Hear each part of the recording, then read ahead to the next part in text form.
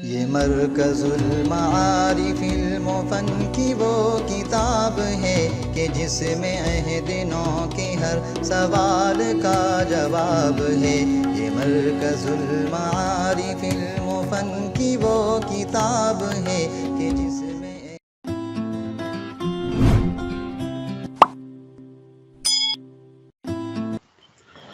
بسم اللہ الرحمن الرحیم نحمدہ ونصلی علی رسولہ الکریم۔ میرے لیے بہت مسرت اور سعادت کی بات ہے کہ مرکز المعارف کے واسطے سے نوجوان فضلاء اور انگریزی زبان سے آشنا علماء کی اتنی بڑی تعداد کے سامنے مجھے اپنی بات رکھنے کا موقع مل رہا ہے۔ یہ موضوع بہت اہم ہے کہ موجودہ حالات میں علماء کی کیا ذمہ داریاں ہیں۔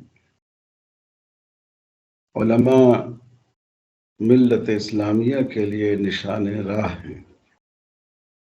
ان کی حیثیت خضر طریق کی ہے، ان کی حیثیت قبلہ نما کی ہے، جن کا کام امت کو راستہ بتانا، صحیح راستے پر ان کو لے جانا اور غلط راستے سے ان کو بچانا ہے۔ علماء اگر اپنے اس کردار کو ادا کرنے لگیں تو یہ امت اپنے کردار کے اعتبار سے خیر امت بن سکے گی،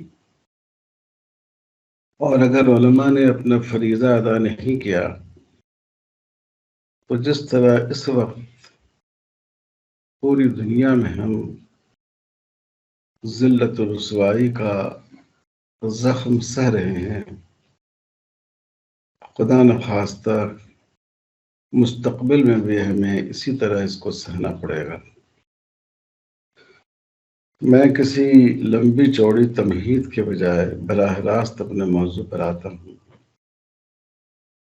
علماء کی ذمہ داریاں وہی ہیں جو ذمہ داریاں انبیاء کرام کی تھیں، اور وہ بنیادی طور پر تین ہیں۔ ایک، دعوت اور سماج کی اصلاح، دوسرے عقیدے کی اصلاح، اور تیسرے اسلام کا دفاع۔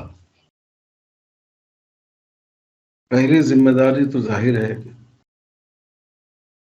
پوری امت کا فریضہ قرآن نے قرار دیا، کنتم خیر امت اخرجت للناس تأمرون بالمعروف وتنہون عن المنکر۔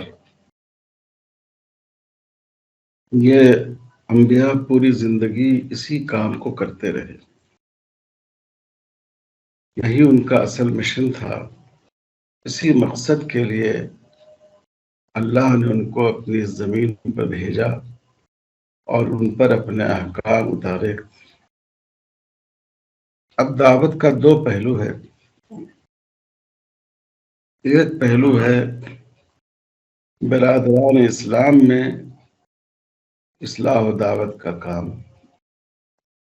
معروف کی طرف بلانا، ان کو منکر سے روکنا، یہ بھی بہت بڑی ذمہ داری ہے۔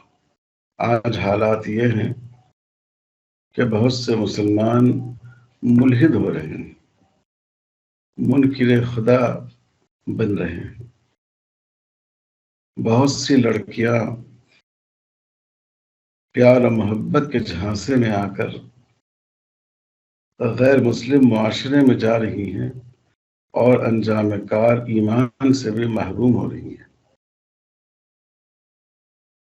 معاشرے میں ظلم عام ہے، عورتوں کو ان کے وہ حقوق نہیں دیے جاتے جو شریعت نے ان کے لیے رکھے ہیں۔ بڑے بڑے پڑھے لکھے گھرانوں میں بھی بہنوں کو ترکہ میں حق نہیں دیا جاتا۔ بڑے دولت مند تاجر صاحب ثروت لوگ بھی اپنی بہنوں کو حق دینے میں بہت گرانی محسوس کرتے ہیں۔ بے پردگی عام ہے، طلاق کے واقعات بڑھ رہے ہیں، خلا کے واقعات کی کثرت ہو رہی ہے۔ تو ایک دعوت کا کام تو ہمارے جماعت کے احباب کرتے ہیں، وہ بھی بہت اہم کام ہے، نماز کی دعوت دیتے ہیں۔ لیکن صرف نماز کی دعوت ظاہر ہے کہ امت کی اصلاح کے لیے کافی نہیں ہے۔ ان کے لیے سماجی اصلاح، ان کے لیے کسب معاش میں حلال و حرام کی رہنمائی، ان کو معاشرے میں ظلم سے روکنا، یہ ساری چیزیں ہماری دعوت میں شامل ہونی چاہیے۔ جماعت کے جو احباب کرتے ہیں ان کے لیے وہی مناسب ہے، کیونکہ اس میں علماء کم ہوتے ہیں، پڑھے لکھے لوگوں کی تعداد بھی بہت سی دفعہ کم ہوتی ہے۔ اگر ان سے ان مسائل پر گفتگو کرنے کو کہا جائے تو اندیشہ ہے کہ بے اعتدالی پیدا ہو اور شریعت کی غلط ترجمانی ہو جائے۔ تو عبادات کے علاوہ جو دوسرے شعبے ہیں ان میں اصلاح کا کام یہ علماء کی ذمہ داری ہے۔ یہ ایک حقیقت ہے کہ ہم اس ذمہ داری کو کما حق انجام نہیں دیتے۔ چھوٹی سی ایک مثال یہ ہے کہ علماء کی بڑی تعداد فارغ ہونے کے بعد مساجد میں امامت کا کام کرتی ہے۔ ایک مسجد میں ایک ہی امام کے پیچھے ایک مسلمان دینی جذبے کا حامل مقتدی 10 سال 20 سال سے نماز پڑھ رہا ہے، لیکن اگر آپ اس کو بلا کر اس سے کہیں تو اتنا سا قرآن مجید سنا دے جس سے نماز ادا ہو جاتی ہے، تو وہ اتنا سا قرآن بھی صحیح طور پر پڑھ کر نہیں سنا پاتا ہے۔ مجھ کو خود اس کا تجربہ ہے۔ ہمارا پابند مصلی ہے، ہمارا احترام کرتا ہے، عزت کرتا ہے، محبت کرتا ہے، بعض دفعہ ہدیے تحفے بھی پیش کرتا ہے، لیکن خود وہ بعض گناہوں میں مبتلا ہے۔ شادی میں اسراف کرتا ہے، بہن کو میراث کا حق نہیں دیتا، والدین کی خدمت نہیں کرتا ہے، والدین کو گھر سے نکال دیا ہے، بیوی کے ساتھ صحیح طور سے پیش نہیں آتا، پڑوسیوں کے ساتھ اس کے تعلقات اچھے نہیں ہیں۔ علم ہونے کے باوجود ہم نہ کبھی اس کو ٹوکتے ہیں، نہ روکتے ہیں، نہ سمجھانے کی کوشش کرتے ہیں۔ یہ ایسی بات ہے کہ جس پر عند اللہ جواب دہی ہے۔ دیکھیے، داعی کا کام مفتی والا کام نہیں ہے۔ مفتی کا کام یہ ہے کہ جب مستفتی آئے فتویٰ طلب کرے تب وہ فتویٰ دے۔ داعی کا کام یہ ہے کہ جہاں دعوت کی ضرورت ہو وہاں وہ خود پہنچ جائے، مدعو کے بلانے کا انتظار نہ کرے۔ ہم یہ سوچیں کہ مجھ سے کبھی اس نے کہا ہی نہیں، مجھ سے آ کر کبھی نہیں کہا کہ آپ میرے مسئلے کو حل کر دیں، یہ کافی نہیں ہے۔ اس میں اللہ تعالیٰ کیا پوچھ ہوگی ہم لوگوں سے، کیونکہ حضور صلی اللہ علیہ وسلم نے کبھی صحابہ کے بلانے کا انتظار نہیں کیا، آپ خود تشریف لے گئے۔ قبیلہ بنو سلمہ میں ایک خاندان کے درمیان جھگڑا تھا، آپ خود تشریف لے گئے، اپنے رفقا کو مسجد بنو سلمہ میں ٹھہرایا، خود گئے، ان دونوں سے اتنی دیر تک بات کی کہ عصر کی نماز میں تاخیر ہو گئی۔ ہم اور آپ سوچیں کہ ہمارے مسلیوں میں، ہم سے تعلق رکھنے والوں میں اگر نزاع پیدا ہوتی ہے تو ہمیں یہ توفیق ہوتی ہے کہ ہم خود وہاں پہنچ جائیں؟ کیا یہ ہم آئے ہیں، ہم آپ کے مسائل کو شریعت کی روشنی میں سلجھائیں گے؟ تو پہلی یہ دعوت کا ایک پہلو ہے جو ہمیں مسلمان بھائیوں میں کرنا ہے۔ ایک دوسرا پہلو ہے غیر مسلم بھائیوں میں دعوت یا آج کے ماحول میں محتاط الفاظ میں کہا جائے اسلام کے تعارف کا۔ کسی کو مسلمان بنانا یہ ہماری ذمہ داری نہیں ہے۔ قرآن نے یہ نہیں کہا یا حدیث میں یہ نہیں کہا گیا کہ تم اپنے غیر مسلم بھائیوں کو مسلمان بناؤ۔ یہ کہا گیا کہ تم دعوت دو، تم اسلام کا تعارف کرا دو، تم اسلامی تعلیمات کو پیش کر دو، تم اسلام کی حقیقت ان کے سامنے رکھ دو۔ اب اگر اللہ نے ان کو توفیق دی ہوگی وہ اسے قبول کریں گے، ورنہ قبول نہیں کریں گے۔ تو ہم سوچیں اتنا طویل عرصہ ہم اس ملک میں اپنے غیر مسلم ہمسایوں کے ساتھ رہے، ہم نے ان تک کس حد تک دین کو پہنچایا ہے۔ حضرت مولانا علی میاں صاحب رحمۃ اللہ علیہ ہمیشہ فرماتے تھے کہ 1000 سال میں ہم ان کو اذان کا معنی بھی نہیں سمجھا سکے۔ یہ بالکل صحیح ہے، آج بھی یہ بات اسی طرح مبنی بر حقیقت ہے۔ ہم نے غیر مسلموں کے درمیان کبھی اسلام کا تعارف کرایا نہیں۔ ہم کبھی ان کو اپنی مسجد میں بلائیں، آئیے آپ ہماری مسجد کو دیکھیے، ہمارے ہاں نماز کس طرح پڑھی جاتی ہے، آپ اس کو ملاحظہ کیجیے۔ ان کے سامنے نماز پڑھی جائے اور نماز کے بعد ان کے سامنے پوری نماز کی حقیقت اذان اور اقامت سے لے کر اور سلام تک بتائی جائے، سورہ فاتحہ کا ترجمہ ان کو سنایا جائے، اور جو ہمارے ہاں تشہد وغیرہ پڑھتے ہیں جو واجب ہے شریعت میں، اس کا ترجمہ، اس کا مفہوم ان کو بتایا جائے۔ تو سوچئے کیا ہم لوگ اس کام کو کرتے ہیں؟ مدتوں ہم ساتھ رہتے ہیں، ایک دوسرے کے پڑوس میں رہتے ہیں، لیکن کبھی ان سے 2 جملے میں بھی اسلام کا تعارف کرانے کی کوشش نہیں کرتے۔ ہمارے ہاں ہاسپٹلس ہیں، ہمارے ہاں ہم کبھی ہاسپٹل میں پہنچ جائیں، تمام مریضوں کو بشمول غیر مسلم بھائیوں کے کہ بھئی آج ایک سیب ہم تقسیم کر دیں، ایک دن چائے اور بسکٹ ہم نے تقسیم کر دیا، لوگوں کی مدد سے کیا، اور اپنی اسی شکل میں گئے تاکہ وہ سمجھیں کہ ان کی اس خدمت کا جذبہ کا محرک مذہب ہے، اسلام ہے۔ تو آپ سوچئے کہ ان کی سوچ میں بدلاؤ آئے گا یا نہیں؟ ایک سوالیہ نشان تو ان کے ذہن میں ضرور پیدا ہوگا کہ ہم مسلمانوں کے بارے میں ایسا گمان رکھتے ہیں، اور یہ اتنے اچھے اور بے غرض لوگ ہیں جو یہاں آ کر ہماری خدمت کر رہے ہیں۔ لاک ڈاؤن میں اس کا تجربہ بھی ہوا، جب مسلمانوں نے راستہ چلنے والوں کو کھانا کھلایا اور غریبوں کی مدد کی، تو بعض لوگوں نے سوشل میڈیا پر آ کر بیان دیا، غیر مسلم بہنوں نے، کہ ہماری مدد صرف مسلمانوں نے کی۔ تو اس جہت سے بھی ہم بہت کمزور ہیں، اور اس پر ہم کو توجہ دینی چاہیے۔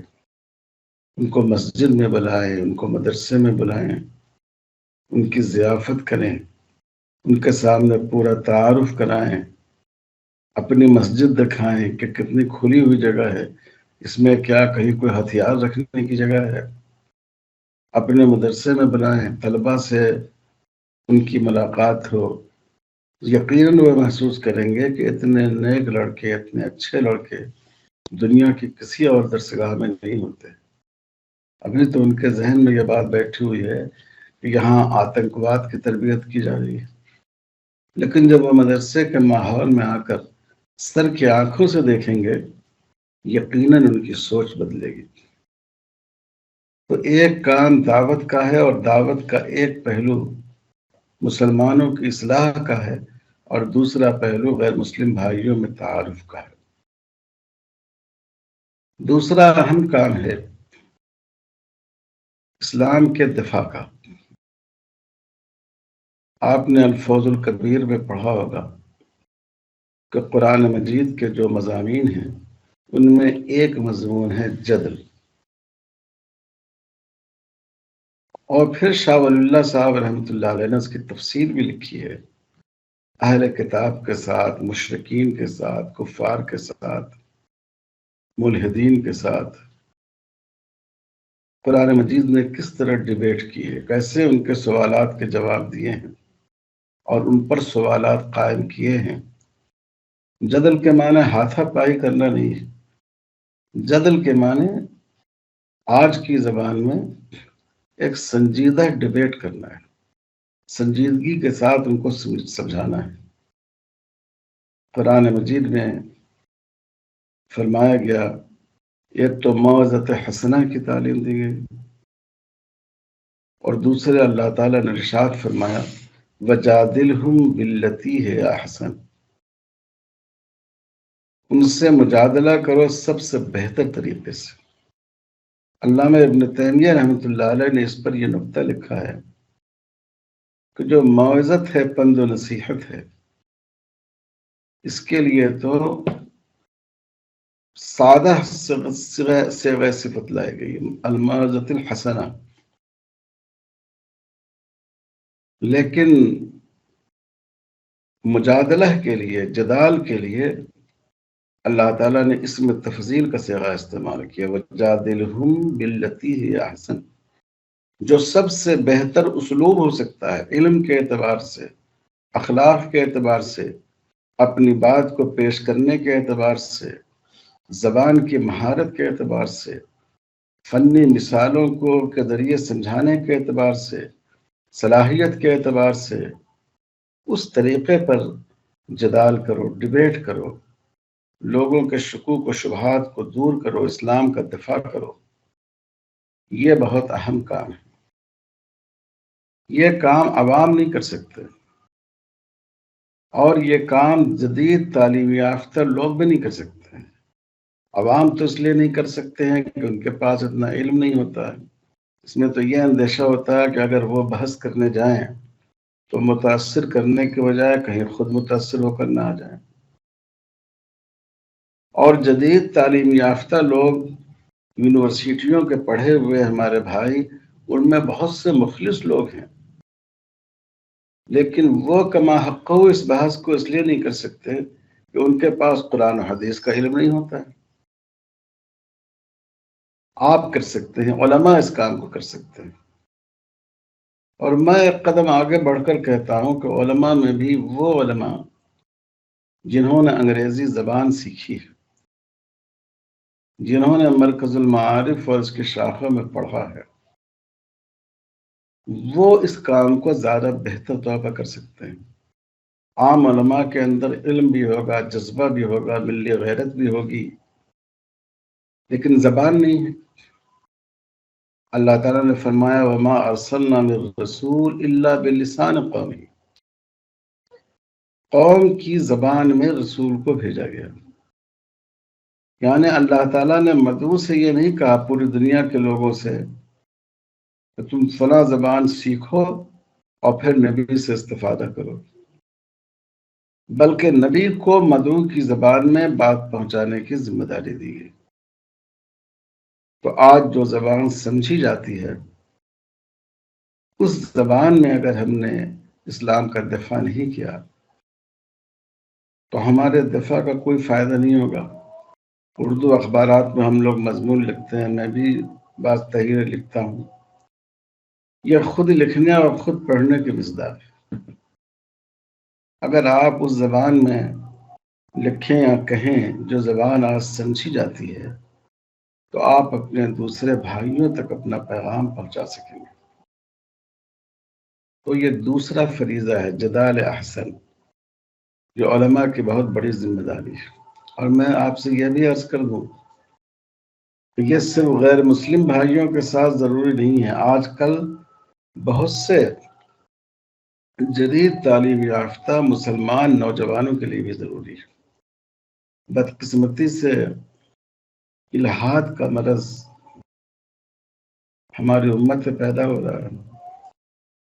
ایک زمانے میں جب کمیونسٹ تحریک اٹھی تھی تو اس زمانے میں یہ فتنہ بہت بڑھا ہوا تھا، علی گڑھ یونیورسٹی میں بھی اس کا اثر محسوس کیا جاتا تھا۔ اب ادھر پھر یہ تحریک شروع ہو گئی ہے اور یہ جو اس وقت ہماری موجودہ حکومت اور برسر اقتدار پارٹی ہے، وہ ہندوتوا کے نام پر ہندو تصورات کو فروغ دینے کی کوشش کر رہی ہے۔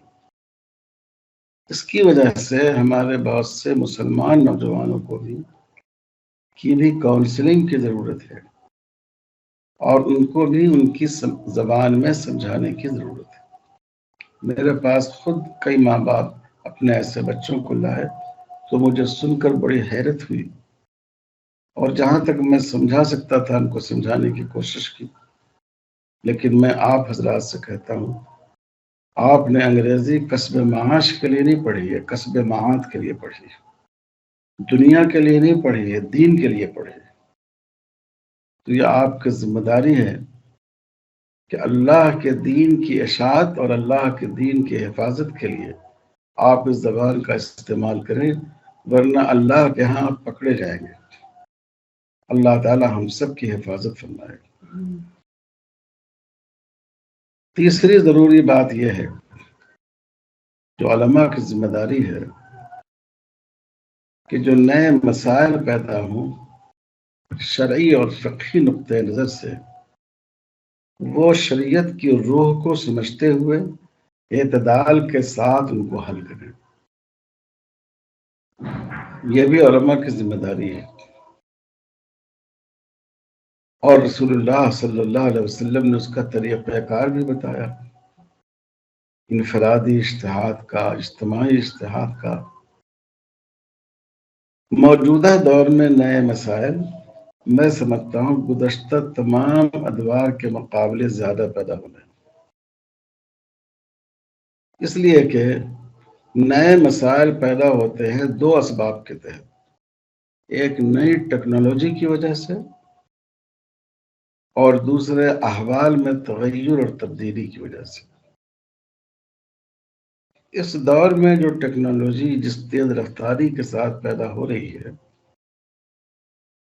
آج جیسی جیسی ٹیکنالوجی ہے، اگر ہمارے باپ دادا کو بتائی جاتی تو وہ سمجھتے کہ یہ ان کا مذاق اڑا رہے ہیں، نوجوان ان کو بیوقوف بنا رہے ہیں۔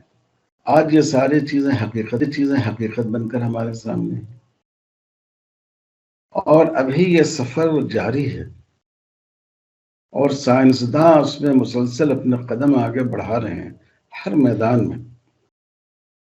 تو ظاہر ہے ٹیکنالوجی جتنی بڑھے گی اتنے زیادہ نئے مسائل پیدا ہوں گے، اور جب ٹیکنالوجی ترقی کرتی ہے اس کی وجہ سے دولت آتی ہے، اس کی وجہ سے نئی سوچ پیدا ہوتی ہے، تو احوال میں بھی تغیر ہوتا ہے۔ آج کے اخلاقی حالات اور آج سے 20 سال پہلے کے اخلاقی حالات میں فرق ہو چکا ہے۔ تو اس لیے جو نئے مسائل شرعی نقطہ نظر سے پیش آتے ہیں ان کو حل کرنا ضروری ہے، اور اس میں دو باتوں کا خیال رکھنا ہوگا۔ ایک تو ہماری کوئی بات دین کی حدود اربعہ سے باہر نہیں جائے۔ ہمارے لیے رسول اللہ صلی اللہ علیہ وسلم نے ایک لکیر کھینچ دی ہے، ہم کتاب و سنت سے تجاوز نہیں کر سکتے، چاہے کوئی بات ہماری سمجھ میں آئے یا نہیں آئے، چاہے ہم کو وہ معقول اور مفید محسوس ہو یا نہیں ہو، ہم اس سے تجاوز نہیں کر سکتے۔ ایک طرف ہمیں یہ اس دائرے کا بھی لحاظ رکھنا ہوگا،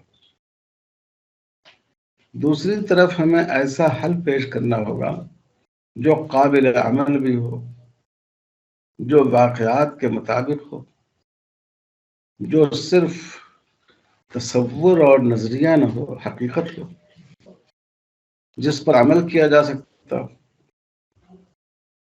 ان دونوں کا پاس و لحاظ رکھتے ہوئے شریعت کے دائرے میں آنے والے جو نئے مسائل پیدا ہو رہے ہیں ان کو حل کرنا علماء کی ذمہ داری ہے، اور اس کے لیے بھی عصر حاضر کے تقاضوں کو سمجھنے کی ضرورت ہے۔ اب سوچئے کہ ویڈیو کی ایجاد آئی اور اس کے بارے میں فیصلہ کرنے میں سمجھتا ہوں کہ دو دہائی کا وقت تو لگ گیا ہوگا جب ہم اس پر بحث کرتے رہے، یا شاید اس سے بھی زیادہ، کہ اس کو دینی اور دعوتی اغراض کے لیے استعمال کیا جا سکتا ہے یا نہیں۔ اور ابھی بھی اس میں اختلاف ختم نہیں ہوا۔ اختلاف کوئی بری چیز نہیں ہے، لیکن واقعیت پسندی ہونی چاہیے۔ فقہ نے لکھا ہے من لم یعرف اہل زمانہ فہو جاہل، جو اپنے زمانے کے لوگوں سے واقف نہ ہو وہ حقیقت میں جاہل ہے۔ تو زمانے کے لوگوں سے کیا مراد ہے؟ زید بکر عمر مراد نہیں ہے، اپنے زمانے کے لوگوں کے افکار سے، اپنے زمانے کے لوگوں کے معمولات اور رواجات سے، اپنے زمانے کے لوگوں کے رجحانات سے، اپنے زمانے کے لوگوں کے مسائل سے۔ تو یہ زمانہ آگہی بھی ضروری ہے۔ حضرت امام ابو حنیفہ رحمۃ اللہ علیہ امام محمد رحمۃ اللہ علیہ کو باضابطہ مارکیٹ میں بھیجتے تھے، وہ مارکیٹ میں گھوم گھوم کر لوگوں کے جو مسائل ہیں ان کو سمجھیں، ان کا ادراک کریں، اور جب مجلس فقہی میں بحث ہو تو اس کو پیش کریں۔ آج ہم کو اور آپ کو کیا مارکیٹ کی معلومات ہیں؟ آج جو مارکیٹ میں نئے نئے راستے کھل رہے ہیں، اس میں تجارت کی کیا صورتیں ہیں، اس میں ایجاب و قبول کس طرح ہوتا ہے، اس میں حقیقی رضا حاصل ہوتی ہے یا نہیں ہوتی ہے، اس پر مبی پر قبضہ کیسا ہوتا ہے، اس میں ثمن کی ادائیگی کس سے ہوتی ہے، کس کرنسی سے ہوتی ہے، وغیرہ وغیرہ۔ ہم لوگوں کو اس کی صحیح معلومات بہت کم ہے۔ آپ حضرات اگر اس میدان میں محنت کریں گے تو انشاءاللہ ایک زمانہ شناس فقیہ بن سکیں گے۔ دیکھیے، افتاء کا کورس پڑھ کر مفتی بن جانا کچھ دشوار نہیں ہے۔ ہمارے حضرت مولانا مفتی سعید صاحب پالن پوری رحمۃ اللہ علیہ تو فرماتے تھے کہ آج کل ہمارے ہاں دیوبند شہر میں، دارالعلوم میں نہیں، دیوبند شہر میں لڑکے دورہ کرنے سے پہلے مفتی بن جاتے ہیں۔ شاید وہاں ایسے مدرسے ہیں کہیں جا کر کچھ فیس ویس ادا کر دیتے ہیں اور سند لے کر آ جاتے ہیں۔ تو یہ رسمی طور پر مفتی بن جانا کافی نہیں ہے۔ اس کے لیے اپنے زمانے پر گہری نظر ہو، شریعت کے مقاصد کا فہم ہو، فقہا کے اجتہادات پر نگاہ ہو۔ امام ابو حنیفہ رحمۃ اللہ علیہ کتنی دقیق النظری کے ساتھ مسائل پر غور کرتے تھے۔ آپ جانتے ہیں ہر دور میں ایسا ہوا، امام صاحب کو کوفہ کے علماء بہت برا بھلا کہتے تھے، مشہور ہے۔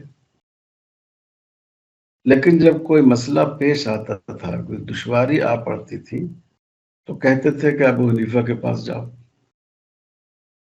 یعنی وہ سمجھتے تھے کہ اس مسئلے کا حل اس زمانے کے حالات اور ضروریات کے مطابق امام ابو حنیفہ رحمۃ اللہ علیہ ہی نکال سکتے۔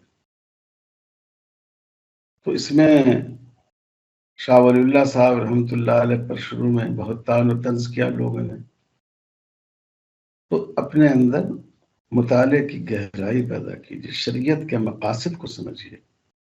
ہمارے فقہا بہت دقیق النظر تھے، اتنی باریک بینی کے ساتھ انہوں نے استنباط اور استدلال کیا ہے کہ آج بھی سن کر حیرت ہوتی ہے۔ تو میں نے آج آپ کو یہ چند ذمہ داریاں بتائی ہیں۔ نمبر 1، دعوت، اس کی ایک جہت برادران اسلام کی ہے، ایک جہت برادران وطن کی ہے، اور دوسری بات دفاع دین، اس کے بھی دو جہتیں ہیں۔ ایک جہت غیر مسلم بھائیوں کو جو شبہات ہیں ان کو دور کرنا، اور دوسری جہت جو جدید تعلیم یافتہ حضرات ہیں آج کل ہماری ملت کے، ان کی برین واشنگ کرنا، ان کو سمجھانا۔ اور تیسرے جو احکام شرعیہ ہیں، جو نوپید احکام شرعیہ ہیں، ان کے بارے میں قرآن و حدیث کی حدود میں رہتے ہوئے گہری بصیرت اور زمانہ شناسی کے ساتھ غور کرنا اور اس کا حل پیش کرنا۔ اور یہ سارے کام وہ ہیں کہ جن علماء نے انگریزی زبان کو پڑھا ہو اور اس کے ذریعے وہ براہ راست مسئلے کو اخذ کر سکتے ہوں، وہ بہت بہتر طور پر انجام دے سکتے ہیں۔ آپ سوچئے حضرت تھانوی رحمۃ اللہ علیہ کے زمانے میں لاؤڈ اسپیکر پر نماز پڑھانے کا مسئلہ اٹھا، اور کافی بحث و مباحثے کے بعد، عرصہ کے بعد، علماء اس بات پر مطمئن ہوئے کہ لاؤڈ اسپیکر پر نماز پڑھائی جا سکتی ہے۔ یہ تذبذب کیوں تھا؟ یہ جاننے کے لیے کہ لاؤڈ اسپیکر کی آواز بعین ہی امام کی آواز ہے یا امام کی آواز کا چربہ ہے۔ کیونکہ اگر امام کی آواز کا چربہ ہے تو پھر خارج صلاۃ ایک آلے کی دخل کی وجہ سے اور اس کی اتباع کی وجہ سے نماز نہیں ہوگی، اور اگر یہ بعین ہی امام کی آواز ہے، جیسے کہ آواز بازگشت ہوتی ہے، تو پھر نماز ہو جائے گی۔ تو دیکھیں سائنس سے یہ مسئلہ جڑا ہوا تھا۔ اگر سائنس کو پڑھنے والے، سائنس سے رجوع کرنے والے علماء موجود ہوتے تو اس مسئلے کے حل کرنے میں اتنی دیر نہیں لگتی اور اس پر اتنی بحث کی نوبت نہیں آتی۔ اللہ تعالی ہم سب کو اپنے دین کی خدمت کے لیے قبول فرمائے، دین پر استقامت عطا فرمائے، اور شریعت کے مطابق، شریعت کے مزاج کے مطابق شریعت کے ترجمانی کرنے کی توفیق عطا فرمائے۔ میں بہت شکر گزار ہوں مولانا برہان الدین صاحب کا، حضرت مولانا بدر الدین اجمل صاحب کا، اور مرکز المعارف کے ذمہ داران کا کہ آپ نے مجھے یہ موقع عنایت فرمایا کہ میں اپنی بات ان بچوں تک اور علماء تک پہنچا سکوں۔ وصلی اللہ علی خیر خلقہ محمد وعلی آلہ وصحبہ اجمعین والحمد للہ رب العالمین۔